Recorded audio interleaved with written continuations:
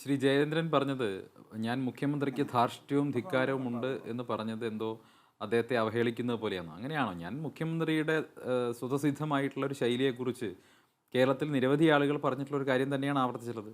കേരളത്തിൻ്റെ മുഖ്യമന്ത്രിക്ക് ധാർഷ്ട്യവും ധിക്കാരവും ഉണ്ട് എന്നുള്ളതൊരു പരമമായ സത്യം മാത്രമാണ്. അത് എത്ര നിങ്ങൾ നിഷേധിച്ചാലും ഒളിച്ചു വയ്ക്കാൻ സാധിക്കില്ല. അദ്ദേഹത്തിൻ്റെ എത്രയോ ഉദാഹരണങ്ങൾ നമുക്ക് ചൂണ്ടിക്കാണിക്കാൻ സാധിക്കുമല്ലോ.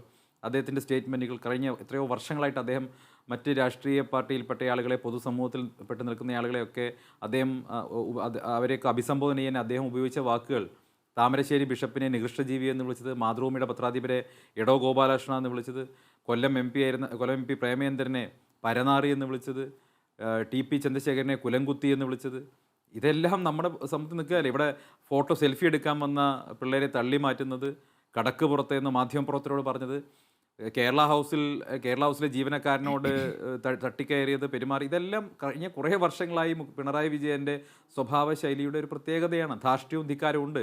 മറുവശത്ത് അദ്ദേഹം ചോദിച്ചത് അത് ഉമ്മൻചാണ്ടിയുടെ ശൈലിയാണോ ബാക്കി കോൺഗ്രസ് നേതാക്കൾക്കെന്നാണ്. ഞാൻ ചോദിക്കട്ടെ, കേരളത്തിലെ ഏറ്റവും പ്രധാനപ്പെട്ട ടോപ്പ് ലെയറിൽ നിൽക്കുന്ന ഏതെങ്കിലും ഒരു കോൺഗ്രസ് നേതാവ് ഈ മുഖ്യമന്ത്രി പിണറായി വിജയൻ കാണിക്കുന്നത് പോലെ ധാർഷ്ട്യമോ ധിക്കാരമോ പൊതുസമൂഹത്തോടോ പൊതുജനങ്ങളോടോ പത്രമാധ്യമ സുഹൃത്തുക്കളോടോ ചെയ്തിട്ടുണ്ടോ? ചൂണ്ടിക്കാണിക്കാൻ കഴിയുമോ? അങ്ങനെ നിങ്ങൾക്ക് ഒരു ഉദാഹരണം ചൂണ്ടിക്കാണിക്കാൻ കഴിയില്ല.